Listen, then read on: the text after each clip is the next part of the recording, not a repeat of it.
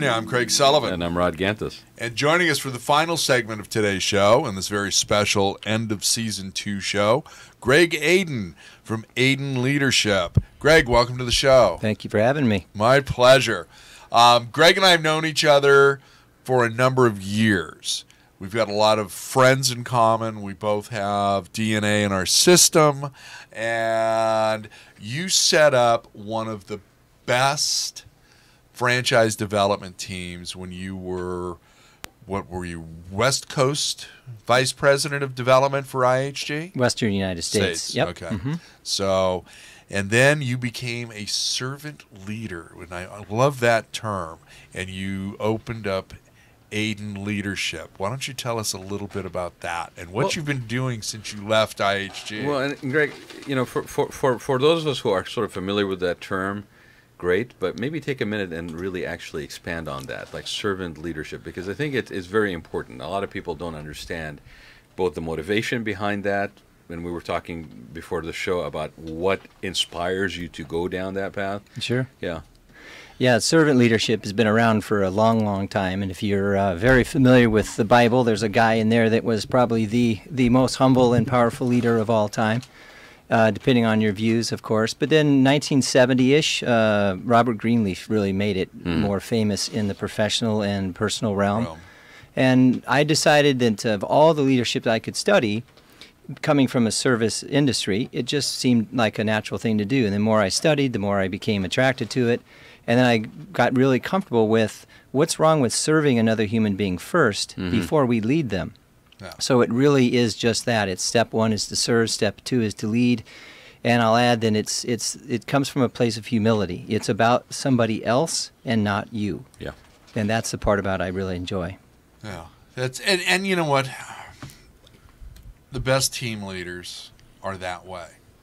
You know, it's not about barking out orders or a spreadsheet or anything else. It's about serving that team. Well, and realizing everybody understand, you know, what the journey is and what the destination is, and the people that aren't keeping up, getting them on that page with you and moving forward. So, how long has Aden Leadership been in existence now? 5 years 5 plus. years. Wow. Yep.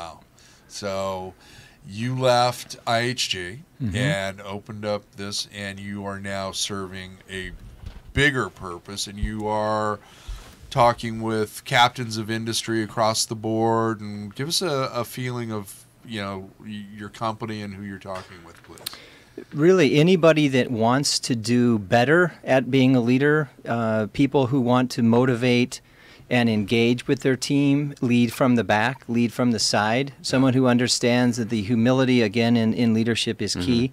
I have 5 principles: integrity, accountability, courage, passion, and humility. Integrity, I am my word, period. Accountability, we're responsible for all, thoughts, words, actions. Courage, mainly around the courageous conversations we need to have and we should want to have in order to have those relationships that you couldn't have without being courageous in our word.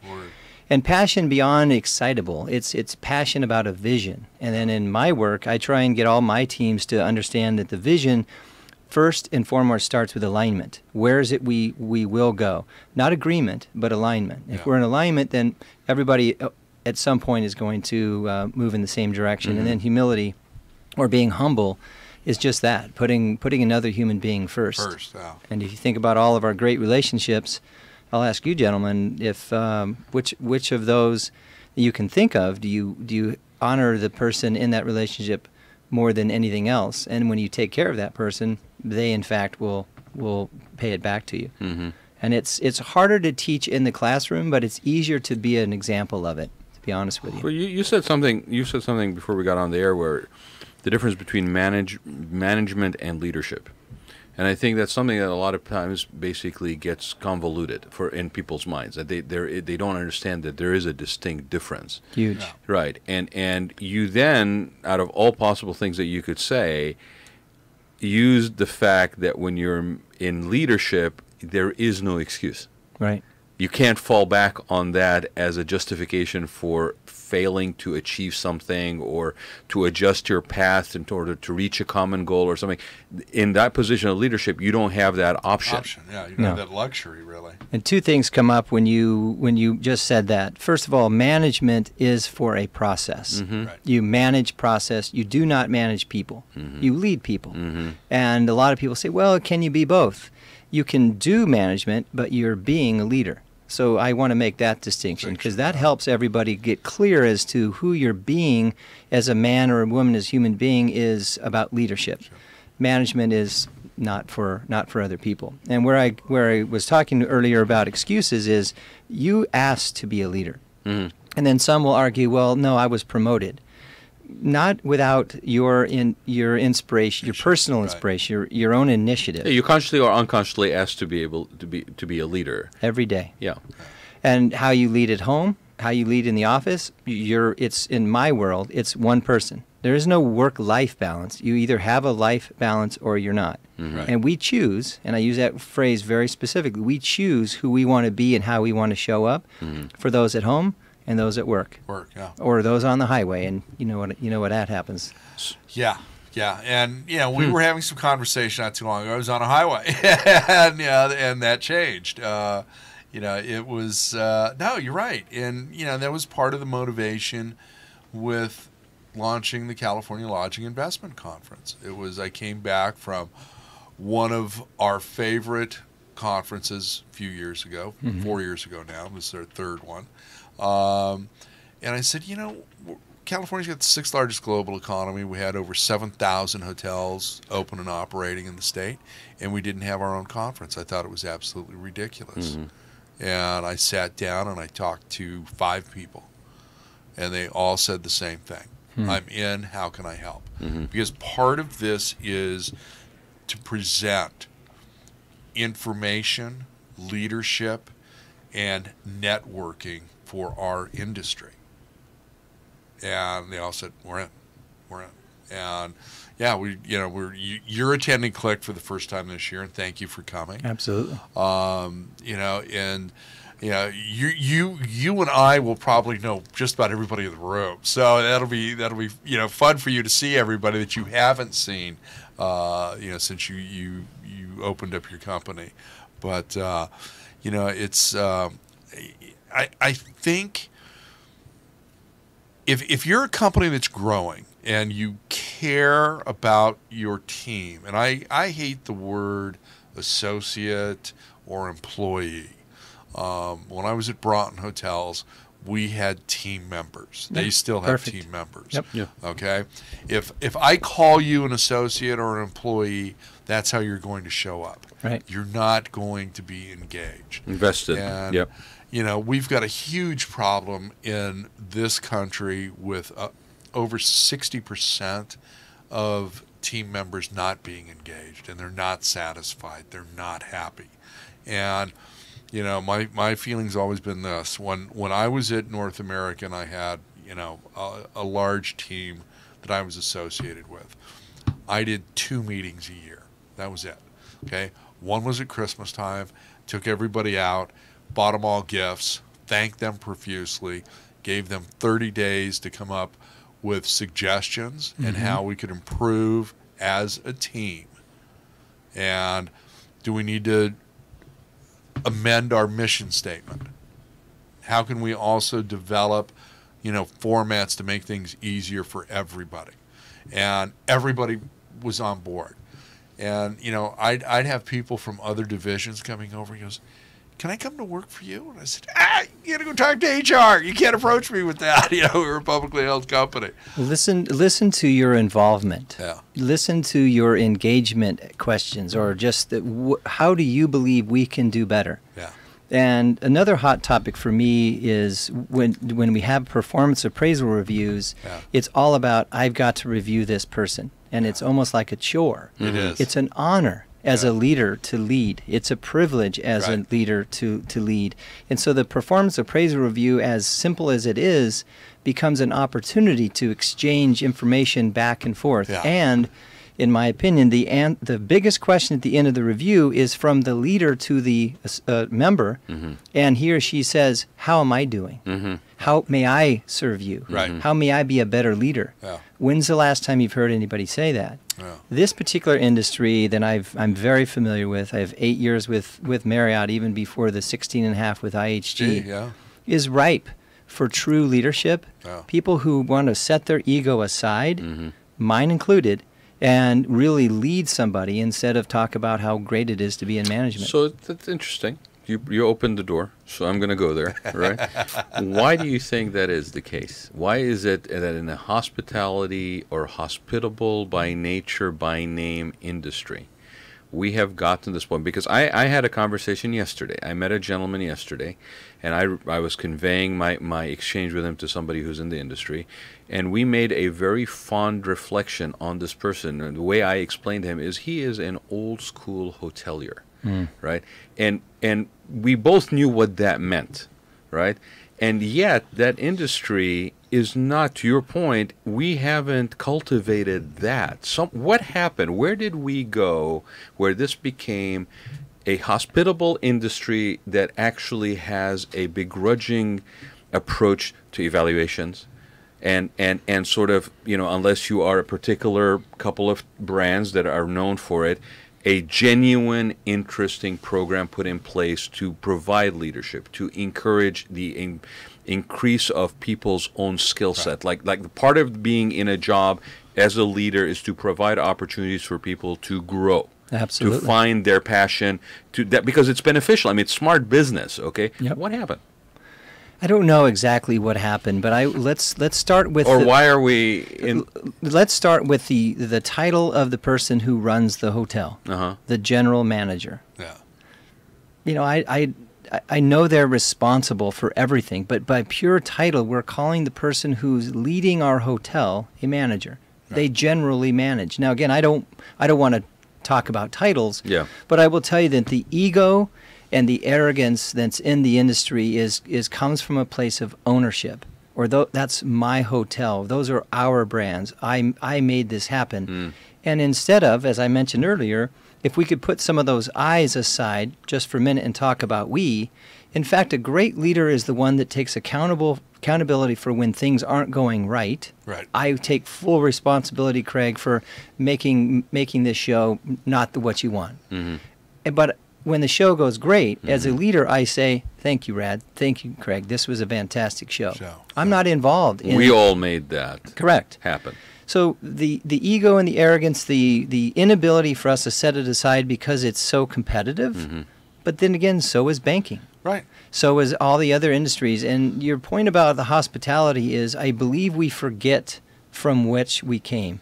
A lot of us were bellmen first. I washed dishes. Right. Yeah. I made rooms. Yep. And if you don't remember how it was like to be a 16 and 17 and 8-year-old looking up at these director of marketings, and were you looking at a compassionate man or woman?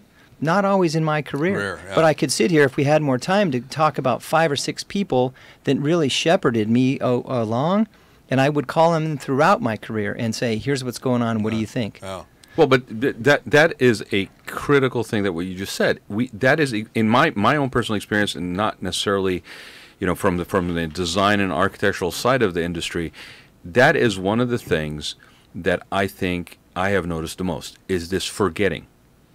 Because I remember when I had a team of about 10 or 15 people under me, at a large firm, one of the things that was always assumed, that every weekend when we were working on projects, it's not a 9 to 5. You were basically a salaried employee, and you were basically expected to be there on Saturday. Yeah. And I would remember very clearly making a point of telling everybody that my expectations is not that you are working on the weekend. Now, having said that, the reality of the situation is that we will find ourselves in those things. But I will tell you from now that I appreciate you going the extra mile, and I would plan that seed in advance. And the reason why is with my way of remembering and reminding myself what it was like when I was in that position. Yeah.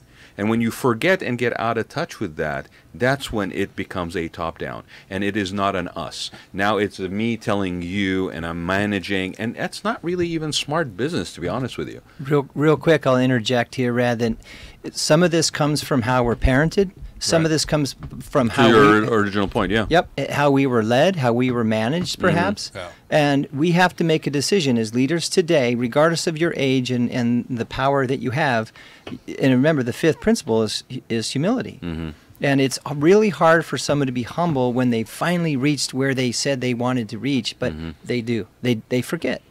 And when we all look back and remember and recall with joy, if you will, the decision we made to get into this industry, and then if we would remember the joy then and carry it through, I believe we'd have more powerful leaders. You use the word ego. We, on a spiritual level, we even talked about the fact that when you have a servant's heart, if your approach is that with the humility that comes with that there is a component of God, kind of godly behavior or emulating that you're trying to do to be a better person, to impact people positively, to do that from a servant's heart, right? Right. I am reminded, and I'm being a little, I'm laughing, but because there was a movie called The Love Guru that was with Michael Myers. And there was a line from that movie that always stuck with me because it was one of those sort of spiritual philosophical ways of describing something, and it was in relevance to the word ego, where he. Oh, I'm sorry, my apologies. No. It was Deepak Chopra actually that uses the word ego. Forget Mike Myers. I'm sorry, I mixed the two of them together. Okay, They look so much alike. Yeah, Deepak. And they both Mike, make movies. my apologies, but basically, it was explaining the word ego, and it was very simple. Ego stands for edging God out. And so I always go back to that when I get, we're human, right? So we get in that zone, we get into that thing, and I lose touch with that humility, that humbleness. And I remember those three words because I think you can't be both. When we're in and I coach a lot with distinctions, and one of my favorites is ego versus spirit. And I don't mean the Holy Spirit. I just mean in a spirit of giving, a spirit of putting someone else first. Because when we are in our ego, and I'm not excluded from being perfect, believe me, I'm not. It's all about me. And it's beyond there's no I in team and all that stuff. It's about I'm thinking about me, my success, my benefit, and that's when you can't truly lead from the heart. Yeah, and I think we can all have a backslide at that from time to time. You're human. That's going to happen, and that's why. But then say this, Craig. I'm sorry. Right. Exactly. And I apologize. It's not about me. Would you give me another chance? Yeah. Or I'm not being present right now, Rad. I need to write something down. Would you give me a minute? Just had this conversation prior to my arrival here. Yeah. And being present. I've learned more about being present and being patient from being a father. Yeah. Later in life, of course. I've had a 7 and 9-year-old, Brooks and Jackson, if you're listening, hello. Than anything I've learned in all the years I've been in the industry. Yeah. And thank goodness. Thank goodness. But you've opened yourself receptively to do that. Absolutely. And you haven't put yourself in a position where even in your role as enhancing leadership, you're still coming at it from a humility point, from a humble point, and a servant's heart point. And to Craig's point, I think we all go through this. We ebb, we flow, we go through these situations. And I think the only thing that I would say is that over time, if we are fortunate and blessed to have learned some things, is that our time of adjustment period gets shorter. Yeah. That the does. recalibration, and recentering, if you will. Yeah. I just wrote a blog on recentering relative to that little button in the lower left-hand side of the Google Maps. When we start to mess around with a map and a finger and we forget where we're going, you can hit recenter. Well, how do we do that in our life? Another topic. Very clever. But let me ask you a question, Greg. Yes, sir. You're working with one of my sponsors from the conference, Red Roof. Now, when you're working with their development team and their management team, their leadership team. See, I just did it right there. Do you flash back to when you were at one of the hotel brands and going, I see where they're going, and I made that same mistake, or I made a better discovery and moved people in another direction? Because I got to tell you, my conversations with the team over at Red Roof this year, and I don't know how long you've been working there. I know that you were when we first reconnected in September at Lodging. my conversations from that point today are totally different with them than what it was prior to that. And I'm seeing just a tremendous amount of growth in that team.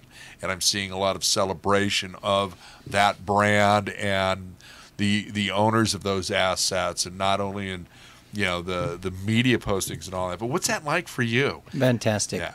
And to answer your first question head on, do I think back when I was in franchise development often? Of course I do, especially when I'm working with Joe and Jason and Matt and their team.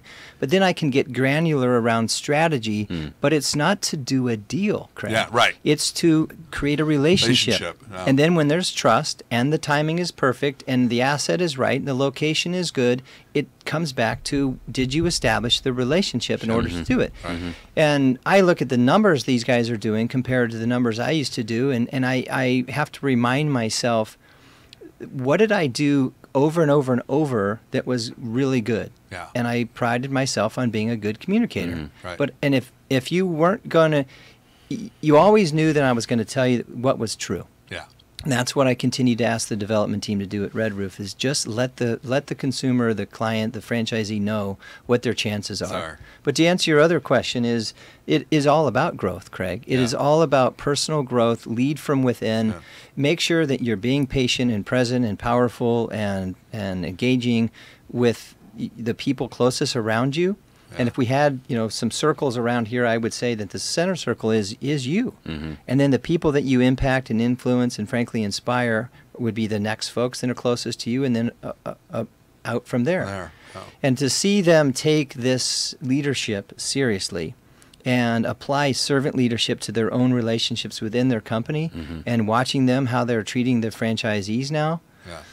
Team Grow, which is what Phil Hughes' company or group is all about, they get it. Right. And Durain is a proponent of servant leadership, and I would say to a man, to a woman, they've all grown. Well, it's almost infectious too, right? The minute it's exhibited by example and genuine, coming from a genuine place, I think you almost have to consciously fight against it.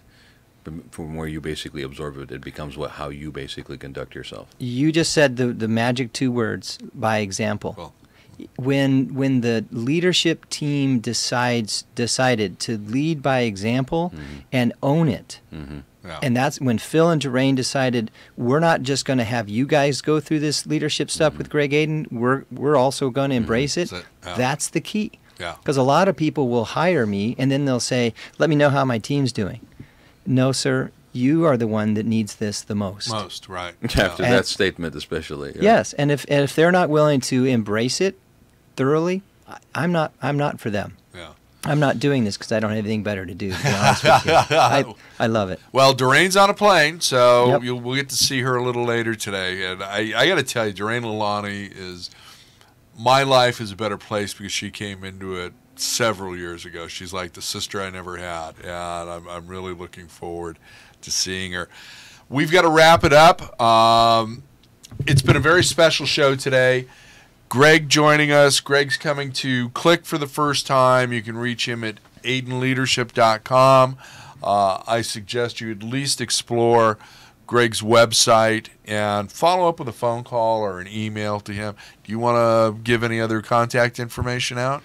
I think the website is a great place to be, and I'd invite you to enjoy reading the blogs. I mentioned one, Recenter, and I just wrote one the other day about I think versus I believe, and it's if you listen to how often we share our information kind of from a weak standpoint with prefacing it with I think versus I believe or I know.